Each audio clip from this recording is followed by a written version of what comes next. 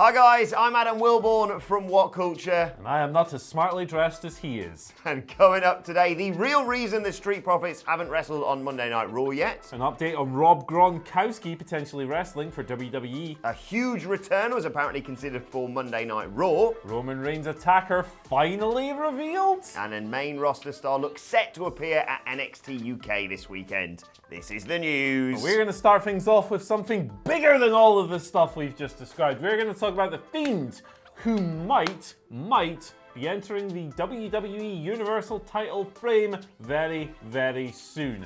This is coming from an announcement that was tweeted out by the Golden One Center in Sacramento, California. That is the building that is going to host Hell in a Cell on the 6th of October, which is really not that far away at all. They tweeted saying, basically, The Fiend will be challenging either Seth Rollins, Seth the Chef, or Braun Strowman, whoever wins at Clash of Champions, for the Universal Championship on that pay-per-view inside Hell in a Cell. And mixed feelings regarding this one, I think, because it's obviously great to see The Fiend getting elevated, but is he the kind of character that really needs the Universal title? I'm not sure. I'm inclined to agree with that statement, but as hot as he is coming off the back of SummerSlam, as the buzz you've got, we often sit here and complain about WWE not, striking while the iron's hot, not pulling the trigger at the right time, waiting and waiting and waiting. Look, Hell in a Cell is about being trapped in there with someone you cannot get away from, and that person on the main roster right now has to be The Fiend. And you can argue that maybe you want to see a couple more appearances of him, but who else really should he face? We argued that maybe he should go back and sort of defeat all Bray Wyatt's tricky opponents, John Cena, The Undertaker and the like, but who says he can't do that as Universal Champion? Yeah, it's going to be interesting regardless. I think The Fiend probably is the guy, if anyone, who can make Hell in a Cell feel scary again, because it hasn't really felt that way. We had that ghoulish match with Randy Orton and Jeff Hardy, which I loved last year. Yeah. But it hasn't really felt like a career-ending, threatening, like this force it used to be since PG kicked in, really. There was a great Edge versus Undertaker one about a decade ago, but I digress. I'd love to see him take the belt and hold it until, forever. But it just, it's WWE, so the follow-up is always a slight concern. But either way, it's good to see him getting promoted. Yeah, exciting. Let us know what you think about that in the comment section below, because I'm intrigued to see, there's excitement around it, but is this the right direction for him? I want to know what you think in the comment section below. But let's move on now and talk about the Street Profits, who've sort of just been Raw guest hosts, it seems, for quite some time now.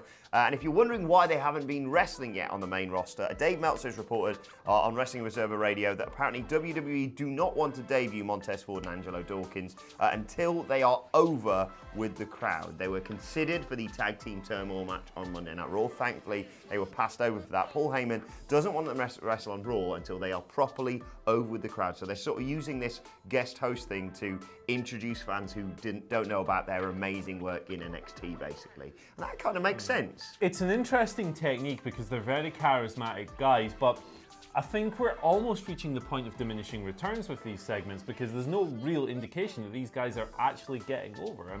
They never come out for the live crowd, they never appear in the arena proper, they're always backstage doing stuff, and I think they're very entertaining.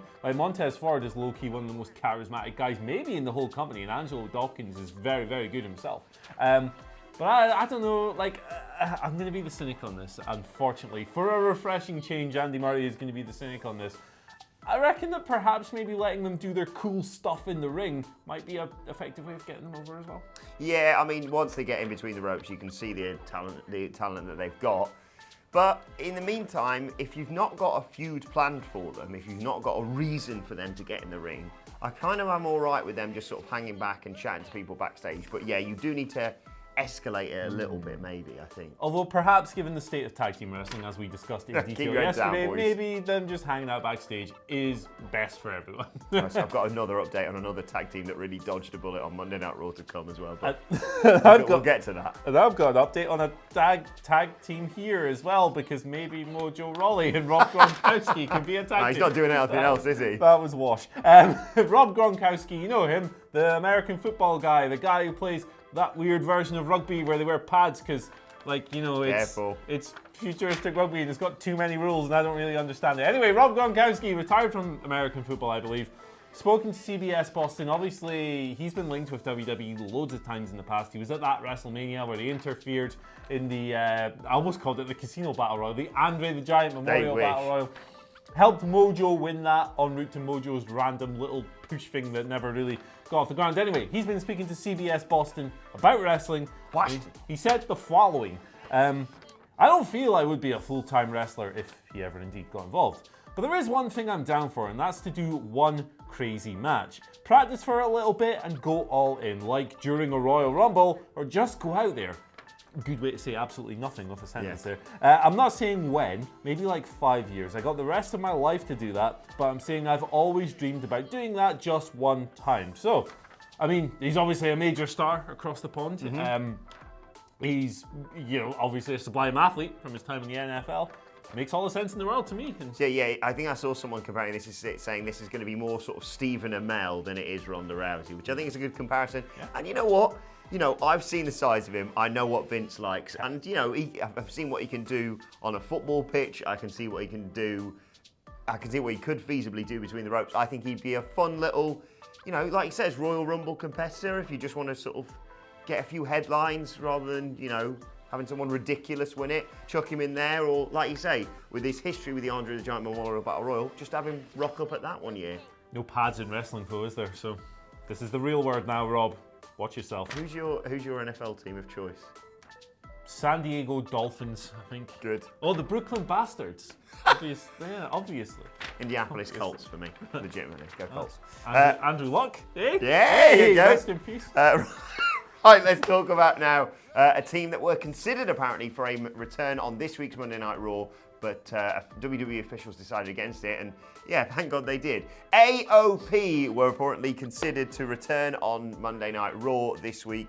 Brian Alvarez on Wrestling Observer Live said that they were an option, Akam and Razar, for that tag team turmoil match, but the officials decided against using them, which is probably best for everyone involved, considering yesterday we talked about the death of tag team wrestling. Yeah, absolutely. I mean, I'd love to see the AOP come back, but, that would have been a weird reintroduction if they just came into that big, silly match. And then lost to Dolph Ziggler and Robert Roode. Robert Roode's non-mustache.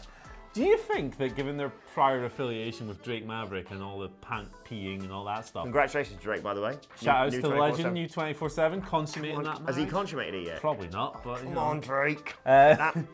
Do you think that given their prior alliance that they might come in as like just goofy 24/7 championship guardians? Don't say stuff like this. I mean... Just look, I really want like them to come in and murder people because they were so good. They were so terrifying in NXT. They were great. And then they came up and they went, the manager obviously didn't want to do the prolonged dates or whatever. And then they just sort of were there, and then they lost a bit, and then Drake pissed himself, and it all went a bit. Ugh. And it's weird now as well because the Viking Raiders have kind of stolen the dominant big guys who don't really do anything mental. So here's hoping they find something cool. Maybe go back to NXT. Why not? Sure. Cool. It's the only safe place. Yeah, it really is. Let's pivot over to SmackDown. If you watched last night's show, it was all right. It was pretty good. It was a pretty standard episode of SmackDown. Everything at least made sense, and that's all we can really ask for. That Ali Buddy Murphy match was mint. Ripping again. Buddy Murphy every single goddamn week. Every single week. It's great stuff. Roman Reigns, we had another development in the Whodunit saga. Roman came out. Daniel Bryan had previously demanded an apology for accusing him. Roman came out. He had new footage. He had a shot from the original crime. Rowan hanging out in the backstage, background, whatever. Hoodie up, all this stuff. Daniel Bryan is absolutely shocked. Rowan admits that he did it. Bryan slaps the piss out of him. Comes down the ring, says, Roman, I didn't know anything, all this stuff. Gets speared out of his boots. So finally, after all these twists, after the whole thing, it's bordering on Russo territory with the number of swerves and stuff we've had.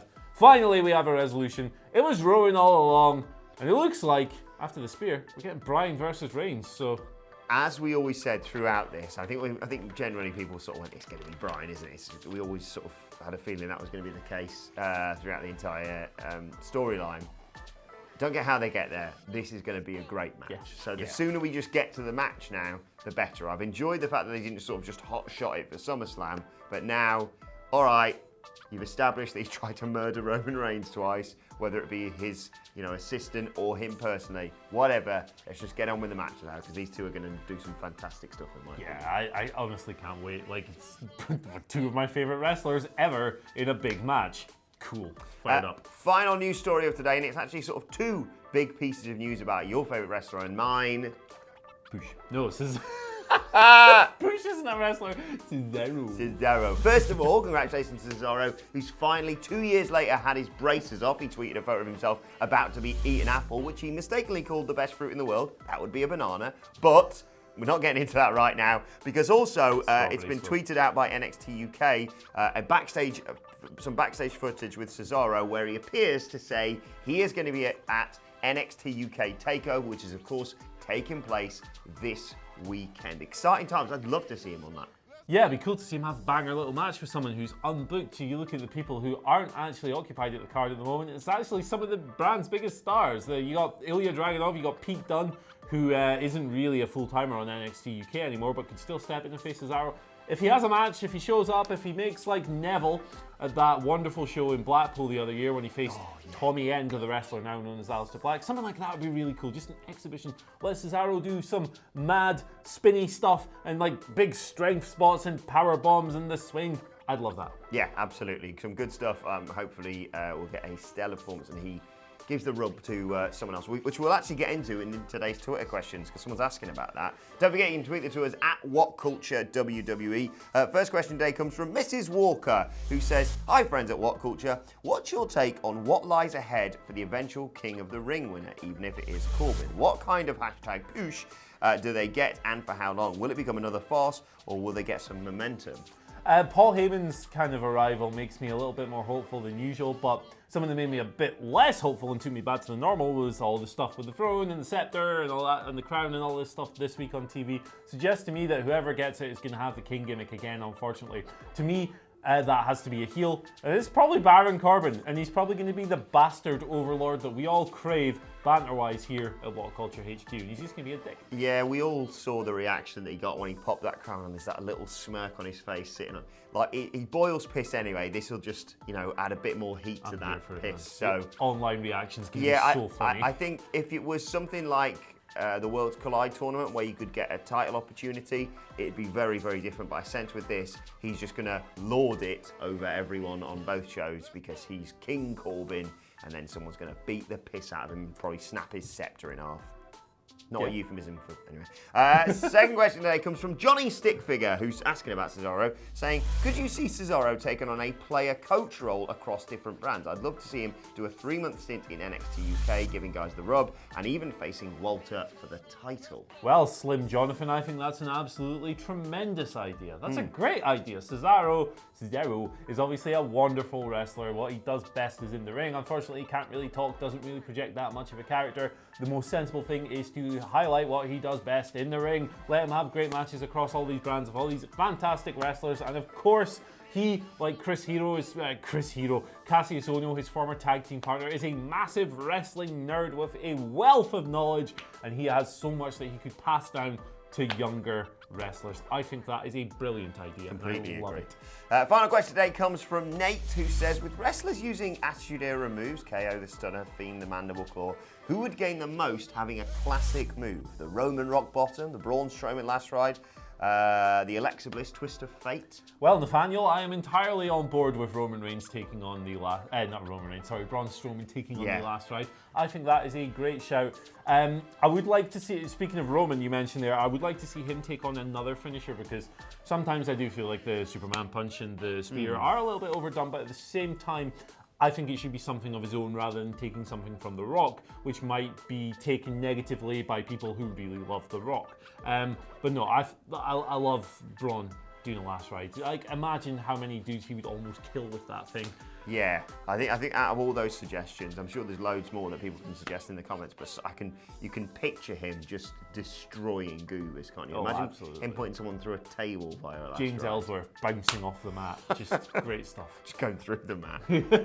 Right, let's move on to today's and finally, and it's sort of good news, bad news here. It's from Ash Beckman-Whelan, whose question we read out yesterday, who has made a WhatCulture WWE bracket, King of the Ring bracket, I should say, tournament. And they've asked, who in the office will be crowned king, who's going to be jobbed out, and who will get a mighty push despite losing. Andy Murray, you're in the first round against Phil Chambers. Bad news for me, I'm up against Simon Miller. First round, straight out. Now, we could probably sit here and fantasy book this whole thing because the whole bracket looks absolutely lovely. I saw this on Twitter just before we came on the air. You know, Simon Miller, man, he's obviously got the muscles. He's a lovely guy. He's everything that people think he is. He's great. He's a 100 out of 10 human being. But I don't know about that guy's cardio, man. He's a big dude, and when you're a big dude, you know, your body needs more oxygen to function. I reckon Adam Wilborn, if you're slippery, if you're enough of a bastard, I reckon you could tire that man out and sneak past him. Ooh. Like some kind of... I was thinking more going just full Eddie Guerrero. Referee bump, chuck the chair to him. He's a nice guy. No one will think, well, he's never going to hit me actually with a chair, but I can trick the referee. Boom, straight through. Sidgwick or Nicholas. Adam Nicholas, I reckon, wins that probably. Scrappy as hell, but... I think Sidgwick injures Nicholas after the bell. I just target that. That's me straight through to the final. That's a great shout. Facing yourself or Phil Chambers or Adam Cleary. I'm definitely battering Phil, man. I can bench press 20 pounds. Come on.